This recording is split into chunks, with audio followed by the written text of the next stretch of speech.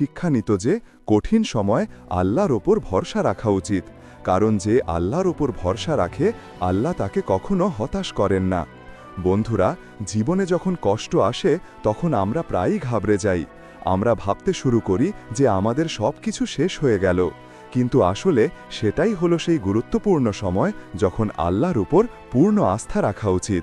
মনে রাখবেন, যে জিনিস আমাদের ভাগ্যে লেখা আছে সেটা আমরা অবশ্যই পাব, এবং যা লেখা নেই তা বিশ্বের সমস্ত চেষ্টা করেও কখনো পাওয়া সম্ভব নয়। ঈমানের অর্থই হল গভীর অন্ধকারেও আলোর ওপর বিশ্বাস রাখা।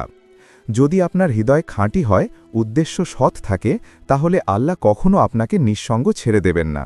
শুধু ধৈর্য ধরুন, প্রার্থনা করুন এবং এই বিশ্বাস রাখুন যে আল্লাহ সব সময় সর্বোত্তম পরিকল্পনা তৈরি করেন। কখনো কারো সিদ্ধান্তে হতাশ হবেন না, কখনো নিজের প্রচেষ্টা নিয়ে সন্দেহ করবেন না, কারণ আল্লাহ সব সময় তাদের